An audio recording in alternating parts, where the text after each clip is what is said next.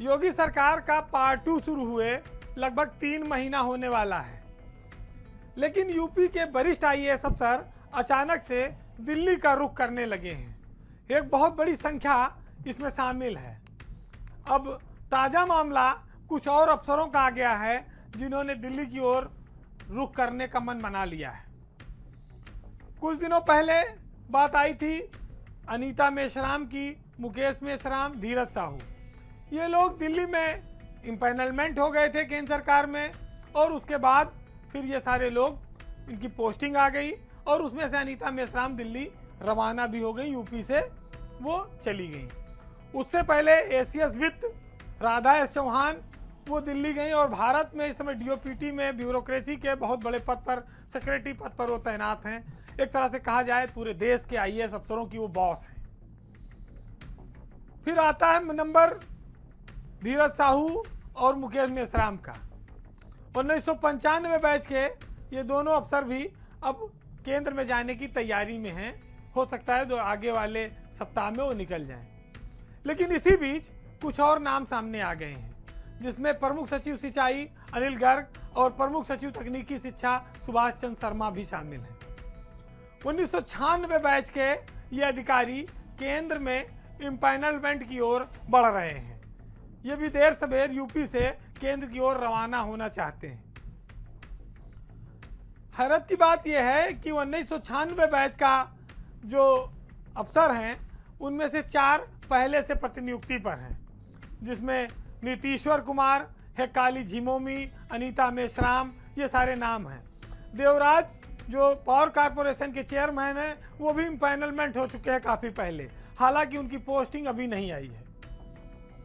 Senior IAS अफसरों के दिल्ली जाने के चलते यूपी में एक एक अफसर पर कई चार्ज बढ़ते जा रहे हैं।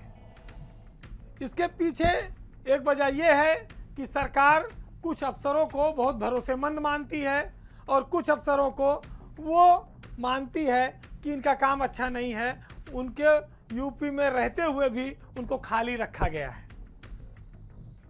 एक और नया मामला आया है कि प्रमुख सचिव और एसीएस के बजाय सरकार कुछ सचिवों पर भी दांव लगा रही है। जैसे 2 नाम आप देख सकते हैं जिनको स्वतंत्र रूप से जिम्मेदारी दी गई है।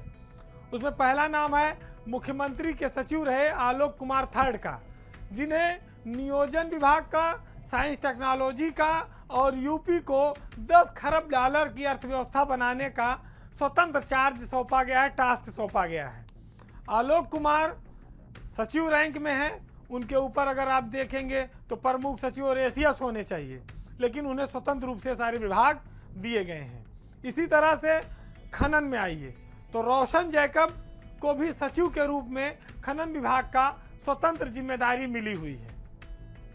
ये बात तो सब ठीक है, लेकिन इनके ऊपर इनसे 4-4, 5-5 साल, 10-10 साल सीनियर आईएएस अफसर किनारे बैठे हैं, धूल फांक रहे हैं।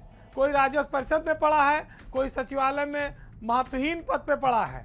सरकार को उसकी सुधि नहीं है। पैमाना तो लोग एक ही मानते हैं कि पंचम तल वाले साहब की नज़र में जो बढ़िया है वो सरकार की नज़र में भी बढ़िया है, जो उनकी नज़र में खराब है वो सरकार की नज़र में भी अंधेरे में पड़ा है। लेकिन समस्या इस बात की है कि हर अफसर का चरित्र और व्यवहार अलग अलग होता है। जिन्हें आप मौके नहीं देंगे उनकी अच्छाई और बुराई को आप कैसे परखेंगे? जिन्हें आप औसत मानते हैं उन्हें भी आप किनारे कर रहे हैं। लेकिन बहुत सारे ऐसे हैं जिनके ऊपर बहुत सारे दाग हैं, लेकिन वो महत्वपूर्ण पदों पर बैठे हैं, मलाईदार पदों पर बैठे हैं। अफसर एक एक करके जा रहे हैं, जो हैं उनका मनोबल गिरा है। उनका मनोबल उठाने की चिंता भी सरकार को शायद नहीं है। लोग कहते हैं कि चिराग लेकर ढूंढने से भी अच्छे अफसर नहीं मिल रहे हैं, लेकिन दूसरी बात यहाँ ये भी है कि अच्छे अफसर तो हैं, लेकिन चिराग तले अंधेरा है, यहाँ देख ही नहीं पा रहे हैं लोग।